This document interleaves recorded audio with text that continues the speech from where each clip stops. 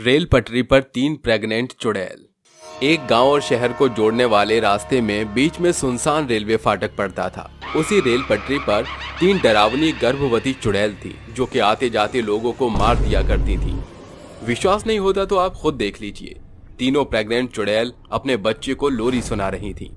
लोरी लोरी लोरी चंदनिया छुप जाना रे, क्षण भर को लुक जाना रे, बेटिया मेरी सो जाए, निंदिया आँखों में आ जाए।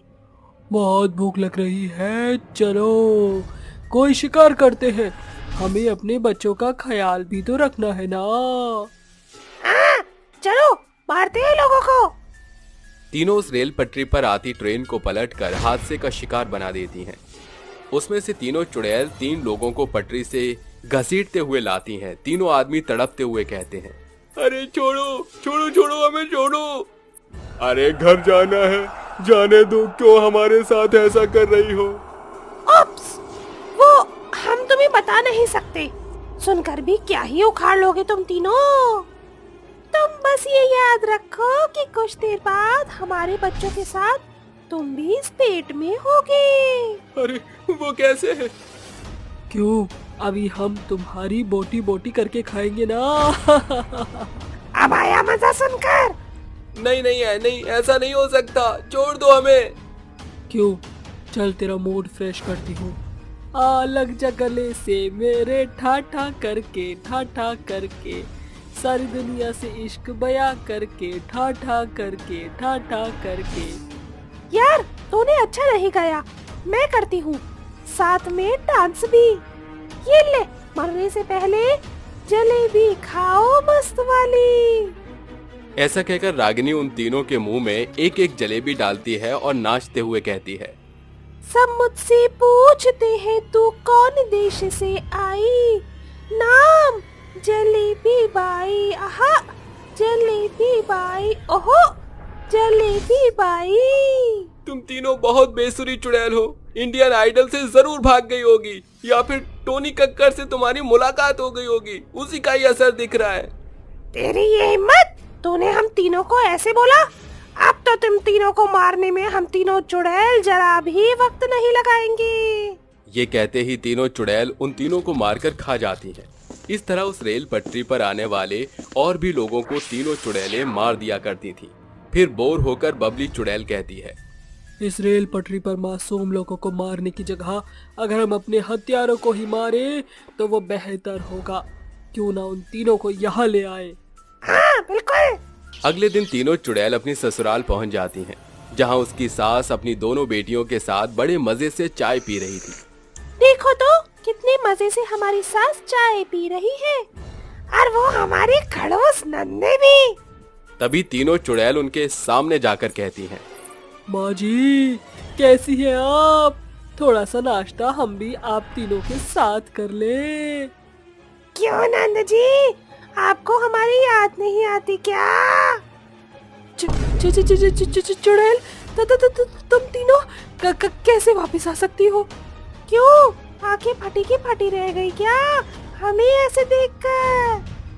वो तो हो ही गई है।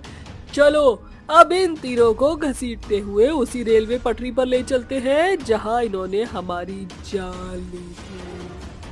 नहीं नहीं नहीं भाभी, हमें छोड़ दो, हमसे गलती हो गई भाभी, हमें माफ कर दो, हमारे साथ ऐसा मत करो। ऐसा सोचना भी मत कि हम तुम्हें छोड़ देंगे। ये बताओ हमारे पतिदेव कहाँ हैं? वो तीनों काम से बाहर गए हैं। चलो अच्छा मौका है तुम तीनों को साइड करने का। ये कहकर तीनों चुड़ैल उन्हें बाल से घसीटते हुए उसी रेल पटरी पर ले आती हैं और आसपास के सभी लोग उन तीनों चुड़ैलों को इस तरह देखते हैं। सास और ननद बचाने की गुहार लगाती हैं, लेकिन वो नहीं सुनती और गर्भवती तीनों चुड़ैल उन्हें पटरी पर जादू से बांध देती हैं और कहती हैं, सासू माँ, प्यारी प्यारी नंदो, अब तुम यहाँ पर मरने का इंतजार करो, कुछ ही मिनटों की सांसें हैं तुम्हारी। बहू, हमें छोड़ दो बहू, हमें माफ कर दो। अरे आप ये खड़े खड़े क्या देख रहे हो? हमें बचाइए ना, ये हमें मार डालेंगी। आखिर तुम तीनों चुड़ैलें इन्हें क्यों मार रही हो? क्या बिगाड़ा है इन्होंने तुम्हारा? छोड़ दो इन्हें, वरना तांत्रिक को बुलाएंगे।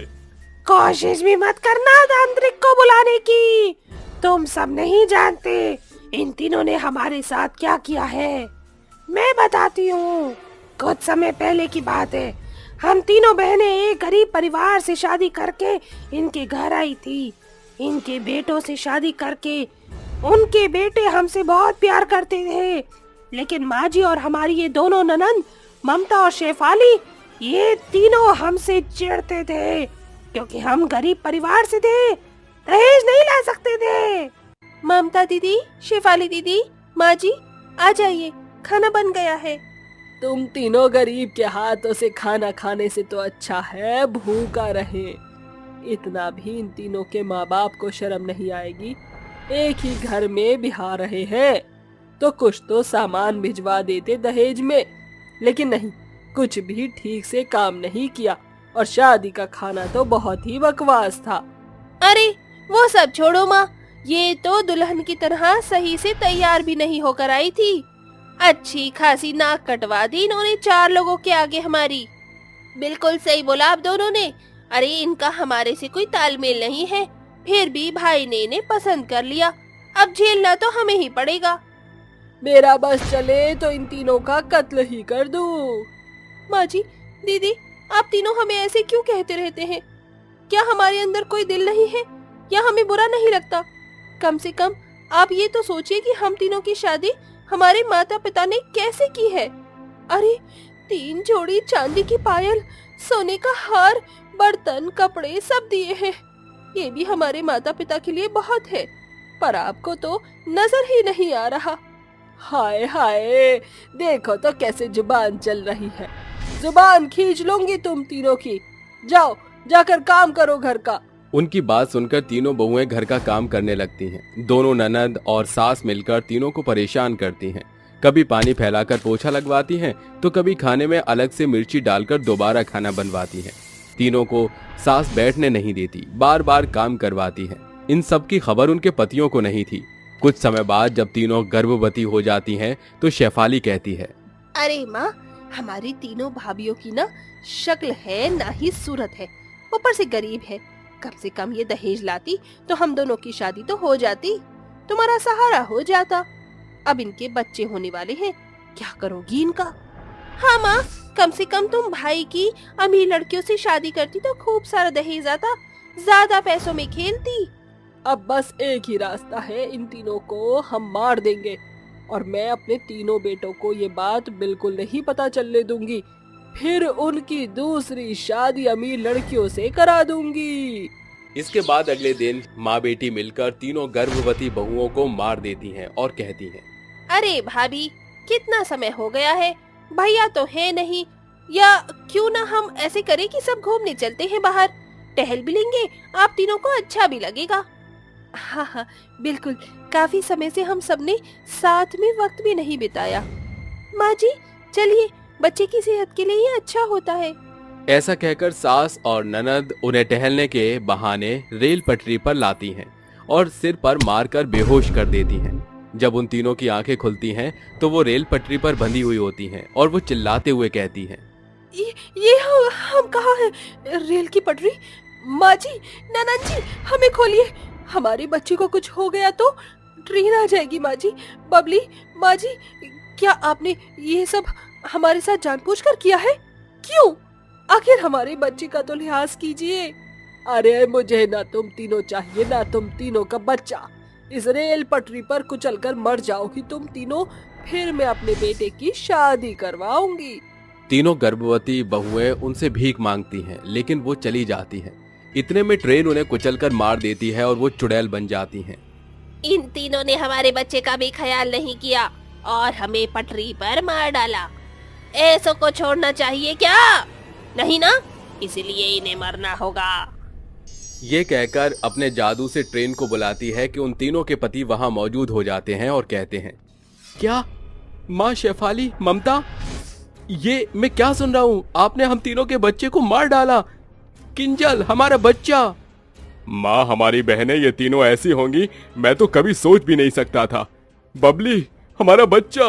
बच्चों, मुझे माफ कर दो, मैं लालच के चक्कर में अंधी हो गई थी, इसीलिए मैंने ऐसा किया। पर अब तो हमारी पत्नी और बच्चे वापस नहीं आ सकते ना माँ।